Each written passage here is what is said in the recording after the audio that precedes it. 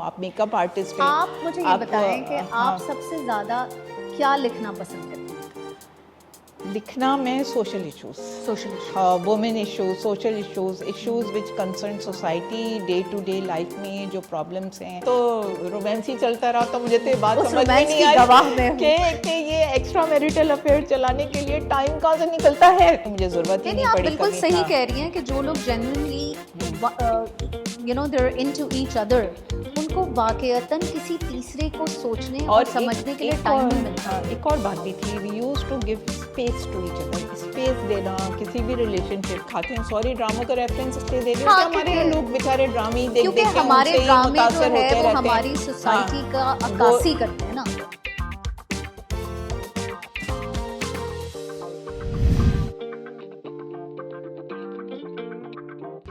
Hi, this is Beenash Parvez and you're watching One on One with Beenash Parvez. I am going to take you today in the inside of a very interesting person who works behind the camera from last 3 decades and working wonderfully with the industry people and writing such amazing and critical issues about women. So let me introduce you to Iram Noor Muzaffar. वालेकुम अस्सलाम, कैसी हैं आप? मैं बिल्कुल thank you ठीक-ठाक। So much आपका, आपने अपने बहुत बिजी स्केड्यूल से टाइम निकाला। Thanks for having me over, I really appreciate it, thank you so much. Thank you so much Iram. इस प्रोग्राम में जो है वो हम वन ऑन वन सेशंस करते हैं जिसमें हम उन पर्सनालिटीज़ को जिनका विद इन द कैमरा और बिहाइंड द कैमरा जो भी काम है उसमें उनकी मेरी कोशिश होती है कि मैं उस चीज़ को सामने लाऊं जो शायद बहुत सारे लोगों को उनकी साइड नहीं पता है। एंड आई एम श्योर कि आपकी बहुत सारी साइड्स जो हैं वो लोगों को नहीं पता है। Just clear you one thing Okay. That I don't work behind the camera, I work for the news international press. That's Print, behind the camera? yes, behind the camera. That's Yes, you behind can, the camera. yes, fine, So, fine. You can call हाँ. it behind the, like, editors are also like directors Yeah. and माशाल्लाह producers who से work Iram behind जो the है वो camera. किसी किस्म के introduction की मोहताज नहीं है। पिछले 30 साल से जर्नलिज्म की इंडस्ट्री में अपना एक ऐसा नाम है जो कि मतलब नाम सिर्फ आप जहां आपको यू का नाम आएगा, दी न्यूज़ इंटरनेशनल का नाम आएगा, वहाँ सबके जहन में अगर कोई चेहरा आता है तो वो इरम का आता है। तो इरम कब से और कैसे, पहले तो कैसे, how did it like became? अच्छा, सबसे इंटरेस्टिंग बात तो ये है कि I did not study journalism. Oh, Yes, I did my master's in international relations, but I was interested in reading and writing since I was this big, like, you know, since I was a teenager. So that was my passion. That's And nice. बस ये while I was studying, I did my master's in international relations as a private candidate. Okay. तो बस मुझे शौक था, मैंने apply किया। उस टाइम पे जर्नलिज्म में ये होता था कि जैसे मेरी एडिटर थी, my first editor was Talat Naqvi. तो उन्होंने मुझे कहा कि आ जाओ बच्चे, मेरा काम हम देखा, उन्होंने कहा चलो शुरू हो जाओ। अब आपको इंटरेस्टिंग बात बताऊँ, मेरे बाकी जो फॉर्मेलिटीज़ थी कि जैसे अब तो एचआर में बड़ी फॉर्मेलिटीज़ होती है, इंटरव्यू ये वो सब बाद में हुआ था। पहले मैं इन हुई, उसके बाद सब चीज़ें होती मतलब गईं। आपने पहले नौकरी करना शुरू की? कर दिया, हाँ। और फिर आई उसके वाज बाद सो बाकी चीज़ें? एक्साइटेड कि बस मुझे किसी तरह मौका मिल जाए। एंड दोज डेज, उस वक्त 30 years ago, like it was in 1995 when I joined the news, तो उस वक्त इतना सोशल मीडिया नहीं था, इतना ये एक्चुअली वो मीडिया ही सब कुछ था। उस वक्त जो है ज़रा ये लोग न्यूज़ वगैरह जो है वो मैगजीन्स और खास अखबार, तौर पे मैगजीन्स, और उस वक्त आपको याद होगा women zone, she magazine, herald, Yes. News line, ये Oh, सब yes. चीज़ें थी। Oh, बड़े yes. बड़े नाम थे, रज़िया भट्टी और उनके हस्बैंड हमीद भट्टी साहब, वो हमारे स्पोर्ट्स एडिटर थे। फरिश्ते असलम, वो अब वो पीआर में चली गई हैं, वो होती थी। There were big names. हमारे पहले एडिटर तलत असलम थे, सॉरी इमरान असलम थे। तो उस तरह के लोगों के साथ मैंने काम किया है, उनको देखा है, तो मुझे बहुत अच्छे लोग। फिर हमारे साथ बहुत वाइब्रेंट किस्म के, असल में उस वक्त जब लोग आते थे ना जर्नलिज्म में, तो वो एक पैशन में, एक जज्बे के साथ आते थे। अब ज़्यादातर लोग जो आते हैं उनको शॉर्टकट्स चाहिए। So I want to tell you, like जो भी लोग मेरा देख रहे हैं, कि there are no shortcuts in life. आपको पूरे डेडिकेशन के साथ स्टेप बाय स्टेप आगे बढ़ना है।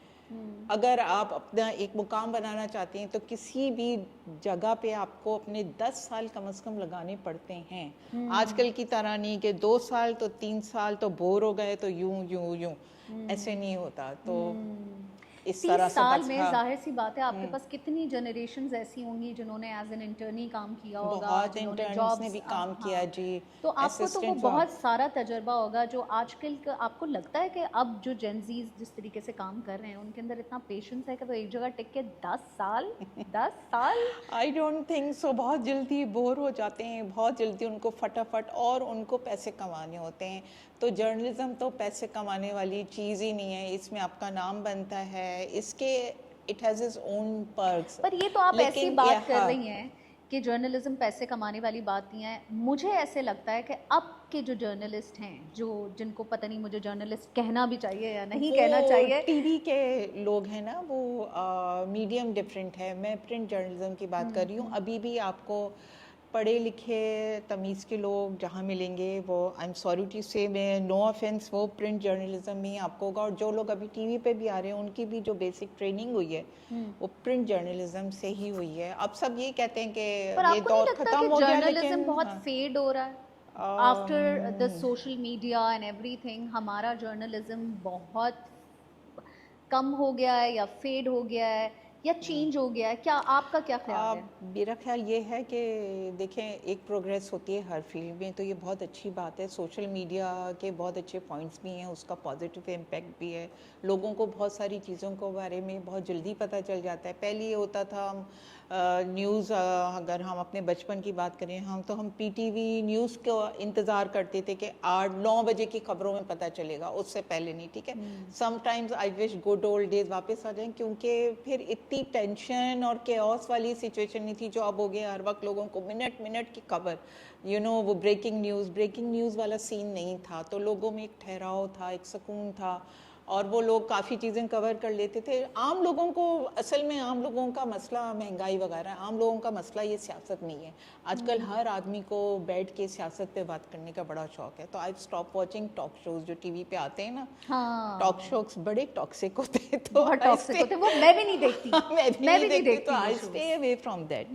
तो बाकी जर्नलिज्म जहाँ तक बात है ना आपकी, तो जो भी लोग देखें, हर फील्ड में जेन्युइन लोग भी होते हैं, फेक लोग भी बुरे लोग होते भी होते हैं। हैं। हर उसमें ये होता है कि आप करप्ट भी होते हैं और जेन्युइन भी होते हैं। तो जो जेन्युइन लोग हैं, जो जेन्युइनली काम कर रहे हैं, तो जब तक ये दुनिया चल रही है, जब तक लिखाई पढ़ाई का काम जारी है, जब तक लोग लफ्ज़ों को पढ़ रहे हैं, तो आई थिंक जर्नलिज्म चलता ही रहेगा, ख़त्म तो होने वाला नहीं है। पर आपको लगता प्रिंट है भी कि जब एक हाँ, पैशनेट जर्नलिज्म में जी, और एक इंसान जो कि शायद धक्का मार के या किसी नौकरी को करने के चक्कर में जब जर्नलिस्ट बनता है, तो दोनों जर्नलिस्ट में क्या फ़र्क होता है? आपने देखे होंगे बहुत ओवर द देखे हैं। इयर्स। मैंने तो ऐसे भी देखे कि जिन्होंने जर्नलिज्म में मास्टर्स किया हुआ है और कख नहीं आता, लिखना ही नहीं आता। लोगों का अभी थिंकिंग प्रोसेस इतना ख़त्म हो गया। वैसे तो हम लोग बड़े आगे चले गए हैं, इन चीज़ों में बहुत मॉडर्न हो गए हैं, टेक्निकल चीज़ों में, गैजेट्स में, टक टक टक ये वो। But when it comes to writing, तो you need to be creative, और आपका एक थॉट प्रोसेस होता है जिसमें आपको सोच समझ के लिखना होता है, फिर उसके एनालिसिस होते हैं सब में। तो जो लोग जर्नलिज्म में आके समझते हैं बस हमने कोई तीर मार लिया, ऐसी बात नहीं है। आपको उसमें बहुत कुछ अपनी एफर्ट्स डालनी पड़ती हैं। डालनी और पड़ती क्या हैं। चैट जीपीटी ने आपकी ज़िंदगी आज़ाद की है? मैं जीपीटी नहीं, यूज बट ही नहीं करती द हूँ। पीपल हु नहीं, आर हाँ। Working under you as journalist और वट एवर, तो आपको लगता है कि वो लोग जो बगैर चैट जीपीटी के आपके अंडर में जब पहले काम करते थे, तो क्या उनके लफ्ज़, उनकी वो सोच या हमें उनके आर्टिकल्स पता चल जाता है। One look and you can tell. इतना माशाल्लाह तजर्बा हो गया है, जैसे वो कहते माशाल्लाह हैं ना माशाल्लाह, I'm कि sure, वन हाँ। Look and you can tell. तो अगर कोई भी हमें इस तरह से भेजता है, हमें देखें कि इंसान की पर्सनैलिटी होती है। Like if you go through my writing, so you will say कि हाँ, Iram is capable of doing this XYZ। I'm sure। अगर यार अगर कोई जैसे आदमी का मुझे पता है कि उसकी वैसे काबिलियत क्या है और लिखने में उसमें कोई एक गलती नहीं कुछ नहीं, तो मैं समझ वो ये कैसे हो आपको गया। लगता है रोबोट हाँ है वो क्या? हाँ, पता चल जाता है। पता तो चल जाता है, चैट पढ़ने जीपीटी वालों को भी अपनी पता चल जगह जाता पे है, है। लेकिन मैं समझती हूँ जो आपकी अपनी वो जो क्या कहते हैं ना, आपका अपना जो क्रिएटिविटी है, जो आपकी अपनी क्रिएशन होती है, उसकी बात और होती है। हाँ आप इंफॉर्मेशन के लिए उसके लिए ज़रूर उसका एक टूल है, आप उसका इस्तेमाल कर सकते हैं, लेकिन उस पर डिपेंड ना करें। Don't depend on that tool. आपने मैं आपके और सारे एक दूसरी बात और कि ये जो नए बच्चे आ रहे हैं ना, they don't think out of the box. उनके वही घिसे पिटे, you will be amazed to know कि मेरे पास जो आर्टिकल्स आते हैं नए लोगों से, ओ माय गॉड, मुझे बहुत मुश्किल से 2 या 4 ऐसे होते हैं जिनको मैं कह सकती हूँ कि हाँ भाई they can go for printing, या ये छपने के काबिल हैं, क्योंकि कोई वो सोच नहीं, वही घिसे पिटे मौजूद, वही घिसी पिटी बातें, मतलब वो विजन चीज़ नहीं है, विजन नहीं है, विजन नहीं है। नो। और ये सारे नए बच्चे पुराने भी हैं इसमें, नए पुराने। अच्छा, और दूसरी बात ये कि जर्नलिज्म में कोई एज नहीं है, कोई जेंडर नहीं है।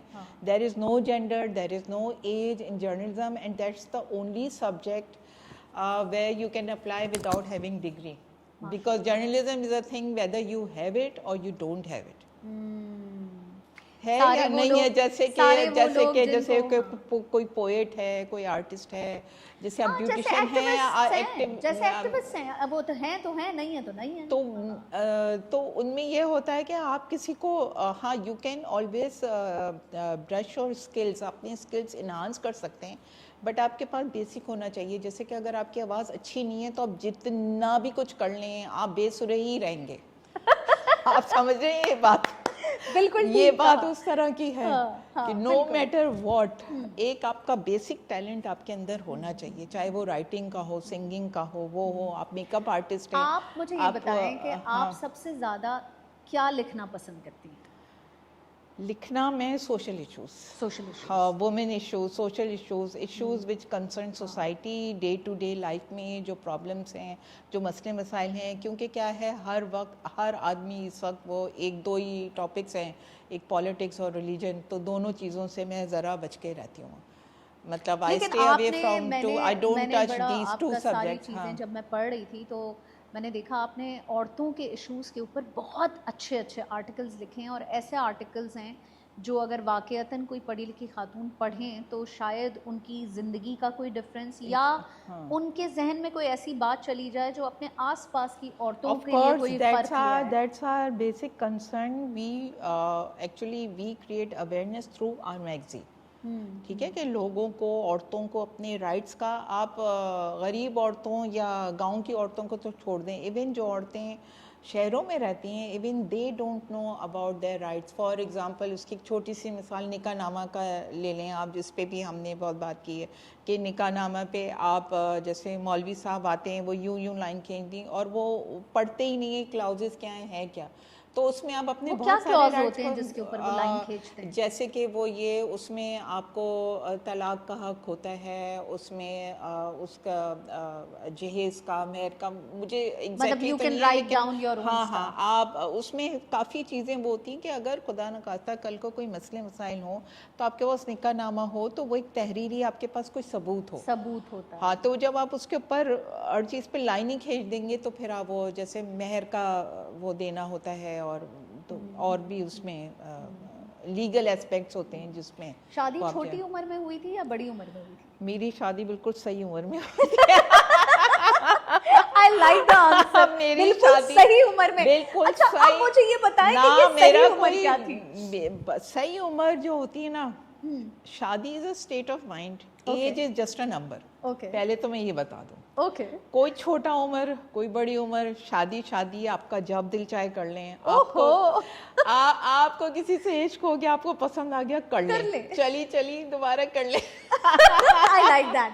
I like that. कोई मसला नहीं है। जहाँ तक मेरी बात है, मैंने शादी सोच समझ के की थी। Oh. Like you no while I was studying, मैं मास्टर्स करी थी, जॉब भी करी थी। तो ये है कि मैं कोई नन्ही काकी नहीं थी कि मैं कहूँ मेरे तो अम्मी अब्बा ने बचपन में कर दी तो मैं क्या करूँ, वो अपने आंसू पोंछते हुए मियाँ के उस पर याशी भी करें, मियाँ की बुराइयां भी करें, तो वाली चीज़ मुझे बिल्कुल पसंद बिल्कुल नहीं नहीं पसंद, मुझे भी नहीं दैट्स पसंद। दैट्स हिपोक्रेसी के आपको अगर इतना आप सफोकेटिंग है अपनी रिलेशनशिप में तो छोड़ दें। हाँ, और अगर आपने किसी के साथ कमिटमेंट किया है तो जहाँ तक आप कर सकते हैं उसको पूरा करें। करें।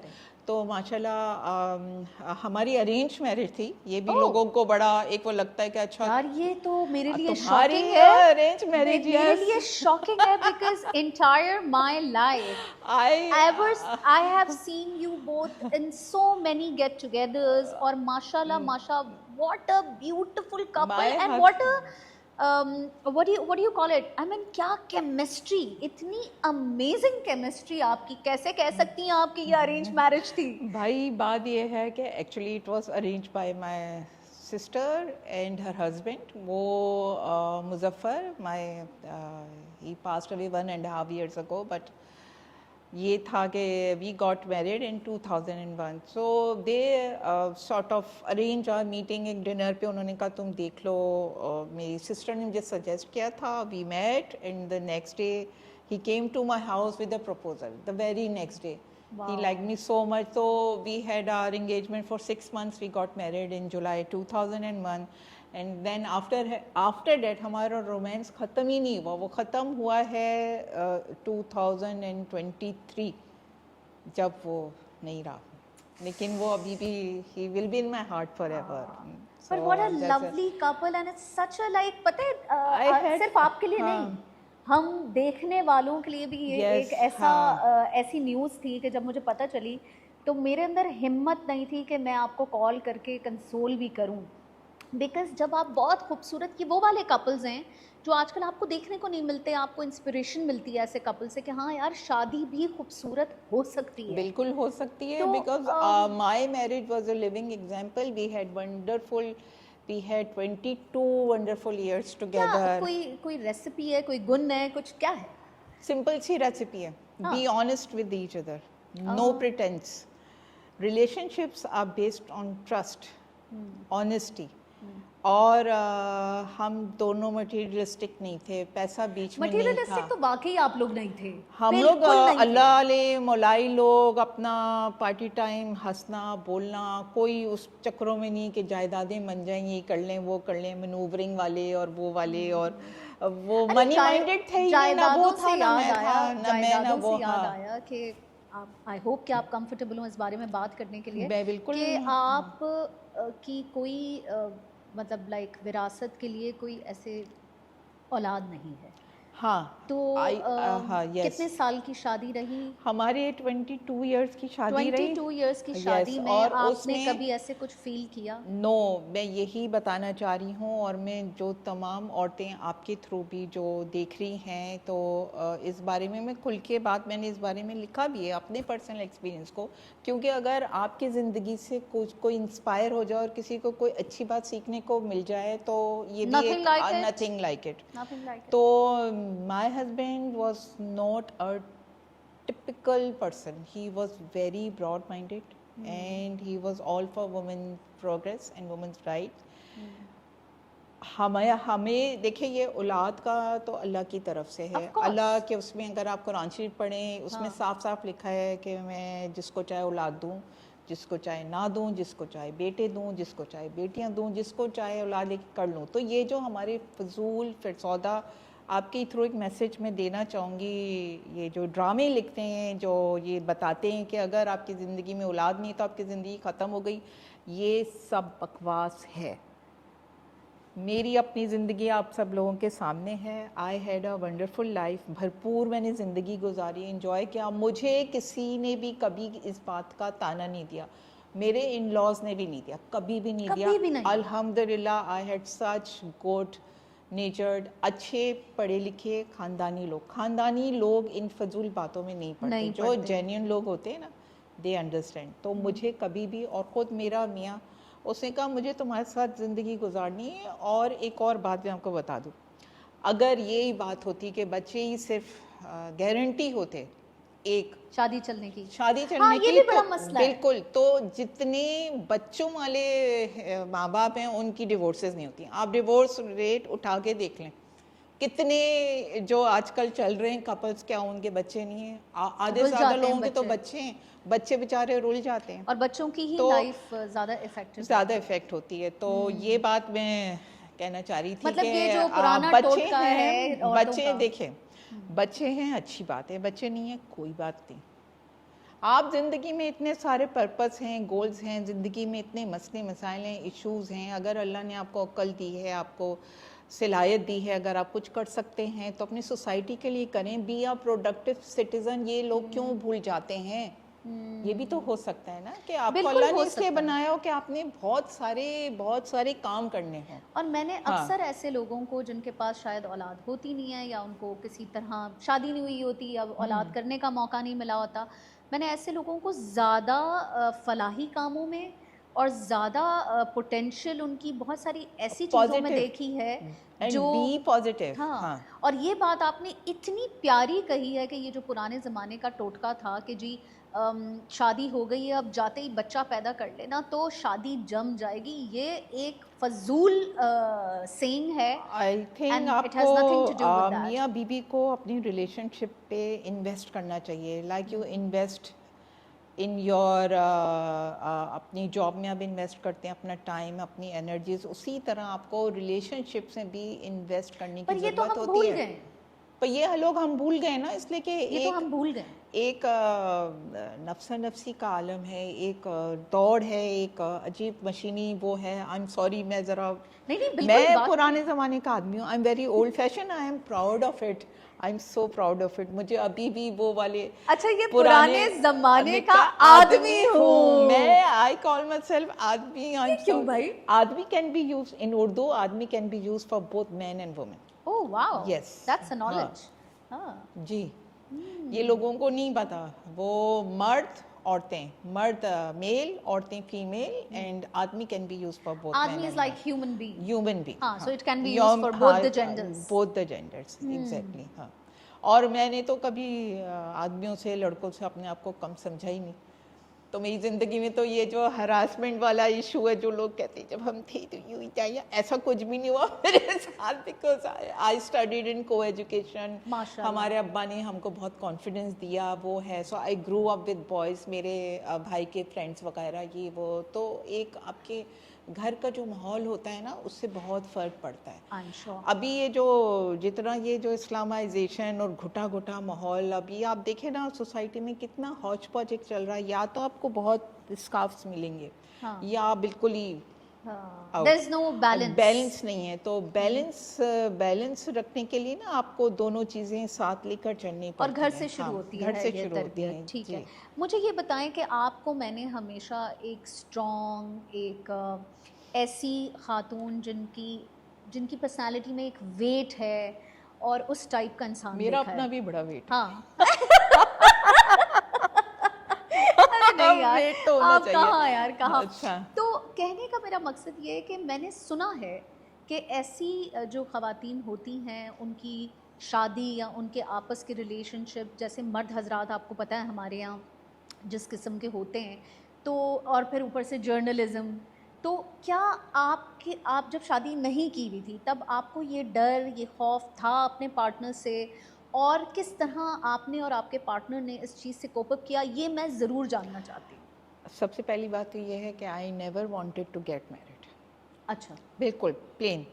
क्योंकि मुझे ये यहाँ के जो आदमी खुल के बोल सकते हैं, हाँ, बोले, डबल बोले। स्टैंडर्ड्स और हिपोक्रेट, गर्लफ्रेंड बना ली, गर्लफ्रेंड के हद तक ठीक है, फिर बोल दिया मैं तुमसे नहीं शादी कर सकता। मेरी अम्मी अब्बा नहीं आ गए, वो बेचारी शक्ल देख रही है, ठीक है, पर शादी कर ली अरेंज। हाँ। तो मुझे ऐसे हिपोक्रेट किस्म के मर्दों शुरू से नहीं पसंद। हमेशा से ही नापसंद थे। तो मैंने अपने घर में भी बोल दिया था, मैंने अपनी अम्मी को बोला था भाई मुझे शादी वादी नहीं करनी, मैं अपना रहूंगी, करूंगी तो किसी अंग्रेज से करूंगी, पाकिस्तानी आदमी मुझे समझ नहीं आते। भाई बताइए I उस was like जमाने this. 30 साल पहले ये इतनी हेलो, मैं मॉडर्न चल अभी रही भी थी। ऐसी तो अभी आजकल के जो लड़कियां हैं उनके इतने इतने से दिमाग है, ये जमाने से कुछ नहीं होता, it's your mind set, I am telling you. मैं अभी यूएसए वगैरह भी बहनें रहती हैं, जब मैं वहाँ अमेरिका जाती हूँ, यकीन करो बिनेश, वहाँ पे अमेरिका इंग्लैंड कुछ नहीं बिगाड़ सकता उन लोगों का जिनके अपने दिमाग छोटे छोटे। I am sorry to I say, swear. I hope you get my point. Yes, of course. उन्होंने भाई आप फिर उस उनके अच्छे कल्चर की अच्छी चीज़ें तो अडॉप्ट करो, उनकी बस भाई आप वहाँ रह भी रहे हैं और उनके यूं नहीं करना तो फिर आप क्यों, फिर आप पाकिस्तान आके रह लें। तो बहुत ही जहालत मैंने देखी है। तो हाँ, और पाकिस्तान में जहालत के हम लोग बड़े बड़े कनस्तर हैं, डब्बे भी नहीं है, कनस्तर। I like it. I like the word जहालत के कनस्तर। हम लोग जहालत के कनस्तर हैं। Very good, तो very मुझे good. आप मार पड़वाओगी जरूर। नहीं नहीं, मार आपको अकेले नहीं पड़ेगी, मुझे भी पड़ेगी। इसीलिए मैं ज्यादा नहीं बोलती, मैं नहीं अपने नहीं, बिल्कुल जो जो बात है, देखें आप जो लेकिन बात कर हाँ, रही हैं वो मैसेज पहुंचाना भी बहुत जरूरी है, बिल्कुल थोड़ा सा ताकि ये हमें, जो हाँ। जहालत का कनस्तर है इसके ऊपर से हम थोड़ी सी मिट्टी साफ तो करें। फिर अब इंटरेस्टिंग पॉइंट के ऊपर आती हूँ। तो जब मैं हमेशा से I was a rebel since I was a child. अच्छा, हमेशा से, यानी कि जो मेरी बड़ी समझे ख़ानदान में बाजियाँ या आपियाँ थीं और मैं इतनी होंगी 12-13 साल की, तो मैं उनसे क्वेश्चन कहती थी क्या आप शादी अपनी पसंद से करें या अरेंज से करें, क्यों कर रही हैं, ऐसे क्यों करें, सवालात। जर्नलिज्म खून में था।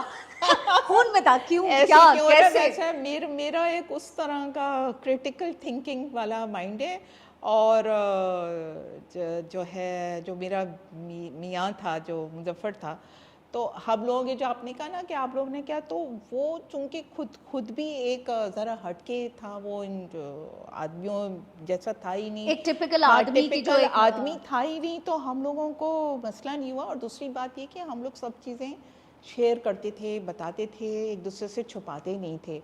मैं बीइंग एज अ जर्नलिस्ट, मैंने पहले ही बात कर ली थी, आपको पता है जर्नलिज्म का कोई जेंडर नहीं होता। फिर आपका उठना बैठना, आदमियों से मिलना, ये वो, अब अगर उसमें आपका मियाँ आप पे शक करे और आपसे सवालात ही करता रहे तो हो चुका काम, ठीक है ना। तो आपको ट्रस्ट करना होता है, उसी तरह मैं उस पर ट्रस्ट करती थी, वो मुझ पे करता था, हम लोग जहाँ जाते थे साथ जाते थे। यानी कि हमारा तो रोमांस ही चलता रहा। तो मुझे तो ये बात समझ में नहीं आई कि ये एक्स्ट्रा मैरिटल अफेयर चलाने के लिए टाइम कहाँ से निकलता है। जो लोग चलाते हैं भाई उनको सलाम। मैं तो नहीं, कभी सोचा ही नहीं। या ये भी बात हो सकती है कि maybe I had a good relationship, इसलिए मुझे जरूरत ही नहीं पड़ी। आप बिल्कुल सही कह रही हैं कि जो लोग genuinely you know they are into each other, उनको वाकईतन किसी तीसरे को सोचने और समझने के लिए टाइम नहीं मिलता। हाँ, एक और बात भी थी, we used to give space to each other. Space देना किसी भी रिलेशनशिप में बहुत ज़रूरी है। जो ड्रामों में दिखाते हैं कि बीवी सच बन के बस मियाँ का इंतज़ार करें और मियाँ का वो कुछ हो गया तो उनको हार्ट अटैक हो गया, या मियाँ जो हैं वो अगर बीवी कहीं चली गई तो वो यूं गिर गए, ये सब बकवास है। मियाँ अपने दोस्तों में जाए, बेगम अपने सहेलियों के साथ भी जाए, वो लोग अपना साथ भी जाएं, यानी कि एक एक दूसरे को सफोकेट नहीं करना चाहिए। भाई अगर जैसे ड्रामों में दिखाते हैं, सॉरी ड्रामों का रेफरेंस इसलिए दे रही हूँ कि हमारे लोग बेचारे ड्रामे देख के हमारे ड्रामे जो है वो रहते हमारी सोसाइटी का अक्कासी करते हैं ना। हाँ, तो यही तो मैं कह रही हूँ। तो ड्रामों में ज़्यादातर जो दिखाते हैं तो अच्छा खासा पता नहीं क्या दिखाते हैं, मुझे नहीं समझ में आता। मुझे तो झूठ ही लगता है बहुत सारी बातें वैसे हाँ, इरम हाँ, मुझे भी समझ नहीं आती। तो इरम आपका जो है वो जाहिर है कि एक बे औलादी का एक था सिचुएशन, तो उस सिचुएशन में कभी ऐसे हुआ कि मुजफ्फर ने या आपने कभी एडॉप्शन के बारे में सोचा, या आपको आसपास का कोई दबाव हुआ फॉर एडॉप्शन, लोगों ने सजेस्ट किया, कभी ऐसा हुआ?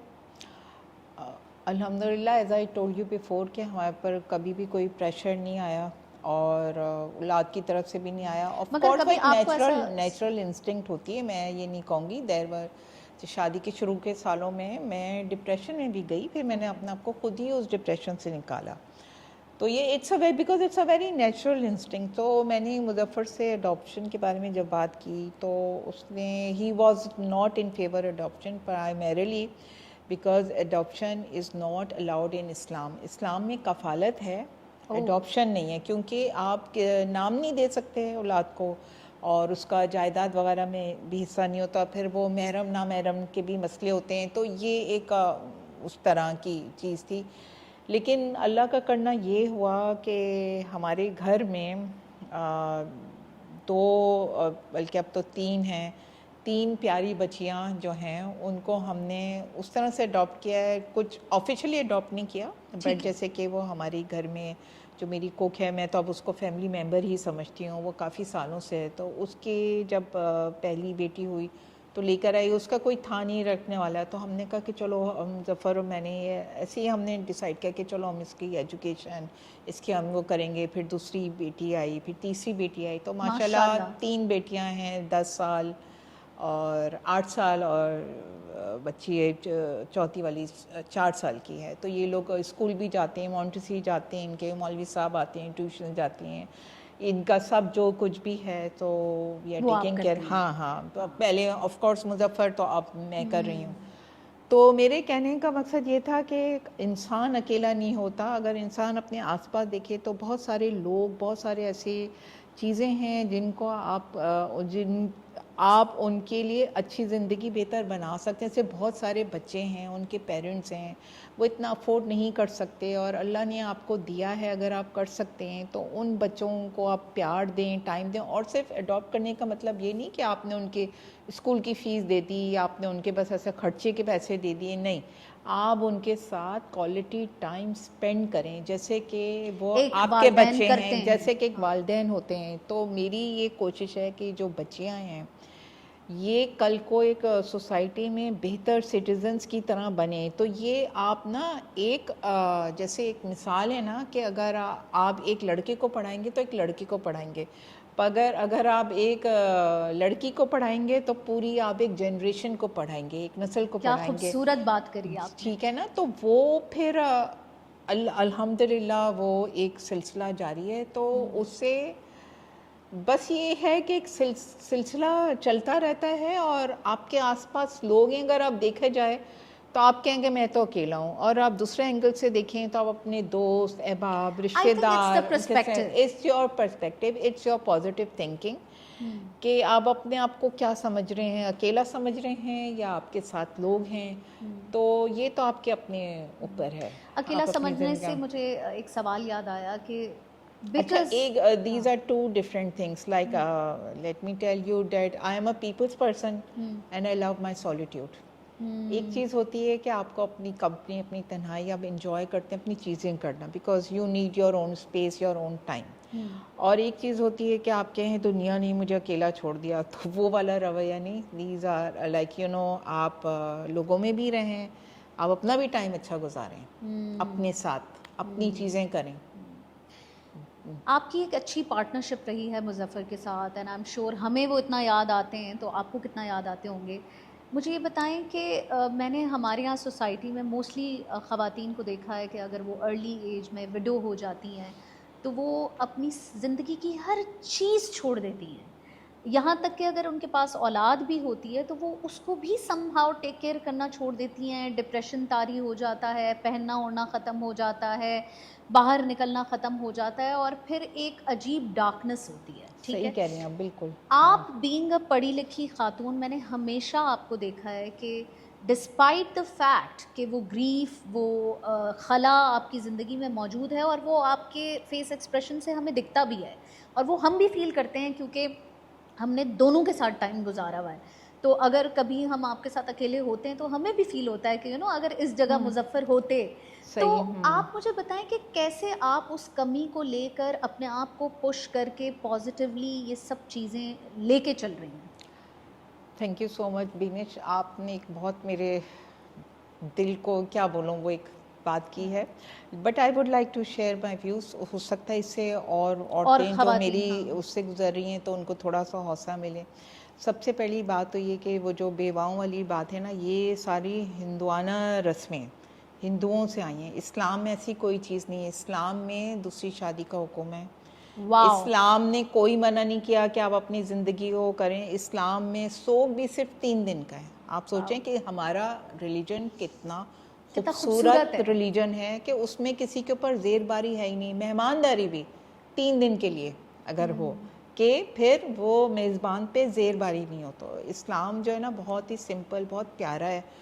वो मौलवियों ने उन्होंने उसको एक डिफ़िकल्ट और एक बना दिया है वो और इस प्लस बारे वो में कल्चर छोड़ें, आप वो सही कह रही है कल्चर जो पीछे है। से आ रहा है। तो ये क्योंकि हम लोग इंडो पाक सब कॉन्टिनेंट उनके साथ रहते आए थे, तो कुछ उन लोगों रस्में की और कुछ रस्में और वो कल्चरल तो चीजें। ये कल्चरल थिंग है जिसको आप तो इस्लाम में कहीं ऐसा नहीं है कि आप दुखों की चादर ओढ़ कर सो जाएं। वो तो दुख आपके अंदर है, ग्रीफ तो है, it's a life long grief, वो कभी भी नहीं जाता। लेकिन ज़िंदगी अल्लाह का तोहफ़ा है, it's a gift from God. तो जो अगर आपको डिप्रेशन, अगर आप मेरी बात पूछेंगी तो जो डिप्रेशन जो मेरा जिस चीज़ से, एक तो ये आपकी अपनी कोशिश होती, कोई आपको कुछ नहीं कर सकता, आपके अपने आपको हाथ खुद में कि निकलना आपको होता खुद है। निकलना होता है। और दूसरी बात ये कि अल्लाह से थोड़ा लगाओ, अल्लाह पे तवक्ल, अल्लाह पे यकीन, नमाज से सुकून मिलता है।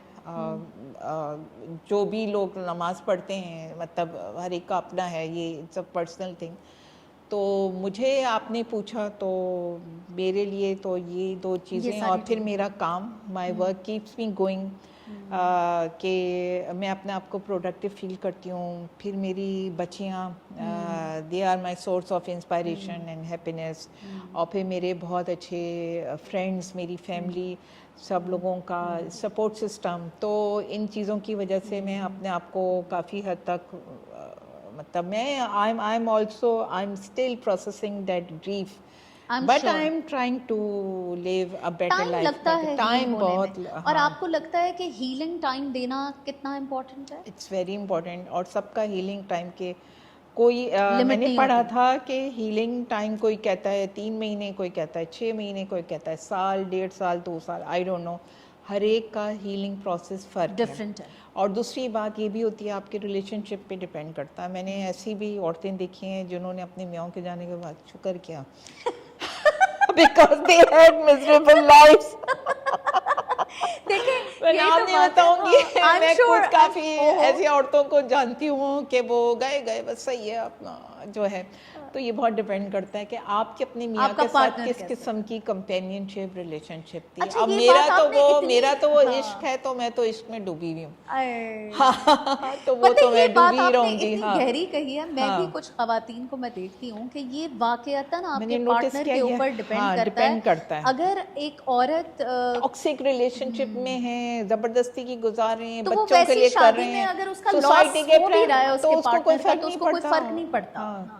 इसीलिए हाँ। सारे मर्दों के लिए है कि अपनी बीवियों के साथ जो है वो प्यार और और इखलाक बीवियों से के पेश लिए भी आए। है वाइस वर्सा। हाँ, वाइस वर्सा। आजकल तो बीवियों के लिए भी है। अच्छा, मुझे ये बताएं कि माशाल्लाह से बहुत खूबसूरत ज़िंदगी गुजारी, एक लंबा सफ़र था जो कि जिसमें माशाल्लाह माशाल्लाह अल्लाह पाक ने आपको हर चीज़ से नवाजा। अल्लाह का शुक्र है। पढ़ाई हाँ, है, फैमिली है, अच्छा जहन दिया, अच्छा हम अच्छा लोगों का। जहन हाँ, दिया, माशाल्लाह से अच्छा एक दिल। हाँ सक्सेसफुल करियर है आपकी। पार्टनरशिप भी हम जैसे लोगों के लिए भी एक मिसाल थी कि ऐसे भी कपल्स होते हैं। फ्रेंड्स मैंने हमेशा आपके आसपास देखे, अल्हम्दुलिल्लाह। और आपके लिए मैं शायद वो लफ्ज़ इस्तेमाल करूँगी कि वो दोस्तों के दोस्त टाइप लोग, दोनों आप भी और मुज़फ़्फ़र भाई भी। तो मुझे ये बताएं कि क्या रोल था आप दोनों की ज़िंदगी में, और आपकी ज़िंदगी में अब आपके दोस्तों का क्या रोल है? Thank you so much. I have been blessed to have some amazing friends in my life. उसके मुज़फ़्फ़र के जाने के बाद भी बहुत से ऐसे फ्रेंड्स जिनका मैं इतना वो नहीं था, लेकिन उन्होंने मेरा इतना ख्याल रखा और इतना साथ दिया कि बहुत, यानी दिल के करीब। और बहुत से दोस्त ऐसे भी थे जिनको मैं समझती थी कि ये हमारे दोस्त हैं, पर उन्होंने ऐसा रंग दिखाया तो मैंने कहा अल्लाह खुश रखे, यानी दोनों तरह के।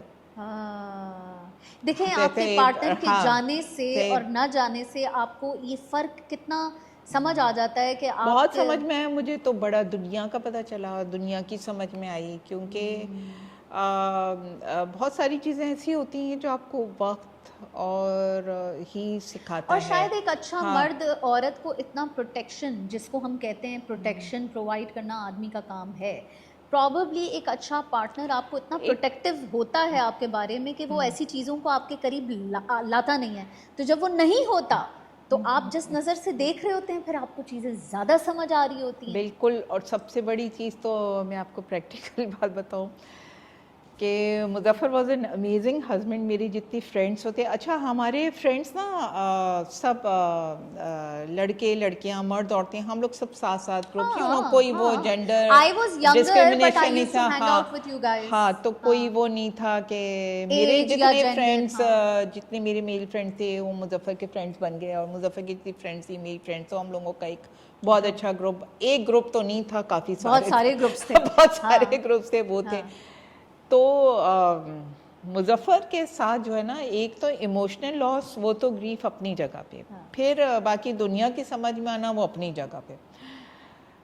एक और जो चीज़ थी जो लोग शायद नहीं मेंशन करते या बताते, वो प्रैक्टिकल मसले होते हैं, जैसे घर चलाना, वो सारे बिल्स देता था, वो ग्रॉसरीज लाता था, गोश्त ओह मुर्गी मैंने आज तक कभी ज़िंदगी में ली नहीं। I he kept me like a princesses. Oh मुझे माय तो पता नहीं होता था गॉड, सब चीज़ें भी होती हैं, लोग औरतें करती हैं, I am sure. But I think I am the lucky one. मैं कभी किचन विचन में भी नहीं, खाना भी नहीं बनाया, वो मामा हाँ, बस थी वो। तो फिर उसके बाद देखें, वो जिसको अल्लाह कहते हैं देखें, आटे जिसको दाल का भाव भाव पता पता चल चल गया। गया। तो मैंने सारा अपना सिस्टम डेवलप किया, सारे बिल्स देने तो किस तरह से होगा। फिर उसमें मेरी हाउस हेल्प है, उसने मुझे बहुत हेल्प आउट किया किस तरह करें। हमने एक पूरा आहिस्ता आहिस्ता अपना 1.5 साल में मैंने ग्रॉसरीज घर भी चलाना करनी, घर समझा। चलाना सब समझा। ये है, इलेक्ट्रिशियन है, प्लम्बर है, फलाना है, ढिमाका है, अल्लाह, तो हर ये तो चीज़ की बहुत ही पहाड़ जिम्मेदारी। टूट गया होगा नहीं इरम। नहीं, सब कर लिया आराम से, अल्लाह का शुक्र। अल्लाह ने इतनी हिम्मत दी, अल्लाह ने स्ट्रेंथ दी। देखें, मैं एक जगह पे काम कर रही हूँ, बीइंग एज एन एडिटर, जब मैं वो चीज़ें कर सकती हूँ तो घर के काम तो आई एम इतने श्योर, मसला नहीं हाँ। होता, आपको सिर्फ मैनेज करना होता है। तो जब आप पे पड़ती है तो आप कर लेते हैं। तो ये बात भी थी कि मुज़फ़्फ़र के बाद जो है मैंने बहुत सारी चीज़ें वो की जो मैंने कभी नहीं की थी। अब माशाल्लाह स्मूथ सेलिंग है, ये है। लाइफ में अब माशाल्लाह से इन चीज़ें हो सारी जाती चीज़ों हैं से बीनिश, बस जो आदमी चला जाता है उसकी कमी कभी नहीं आती। तो जो लोग आ, हैं, जो मियाँ बीवी हैं, उनको मैं एक मैसेज दूंगी कि चाहे जितने आपके इख्तलाफात सही, जितना भी रंजिशें सही, लेकिन ये टाइम वापस नहीं आएगा। तो अगर आप अपने मियाँ हैं और बीवी से नाराज़ हो, बीवी हैं मियाँ से शिकवे शिकायत हैं, तो बैठ के उसको हल कर लें, अच्छी ज़िंदगी गुजारने की कोशिश करें। ये मेरा मैसेज है उन तमाम हस्बैंड वाइफ्स को जो लोग अभी ज़मीन पे हैं, ऊपर नहीं गए। Thank you. Thank you so much Iram, it was wonderful talking with you. और मैं थोड़ी सी डरी हुई थी बहुत सारी चीज़ों को नहीं लेकर नहीं, डिस्कस करने के कोई, लिए, हाँ लेकिन माशाल्लाह माशाल्लाह यू वर हाँ, so open to talk about so many things. Probably I am हमारी ऑलवेज ओपन बहुत टू, सारी हाँ। खवातीन को इस शो से बहुत कुछ सीखने को मिलेगा। और माशाल्लाह से एक हमारी इंडस्ट्री का आप नाम हैं, और थैंक यू सो मच। इतनी स्ट्रॉन्ग खातून हैं कि लिटरली एक इंस्पिरेशन है सबके लिए। Thank you thank so you much. So much for coming on this show. चलें जी, अब हम अपने प्रोग्राम का इख्तिताम करते हैं। This is one on one with Beenish. हम इंशाल्लाह दोबारा हाजिर होंगे एक नए गेस्ट के साथ। Thank you, bye bye.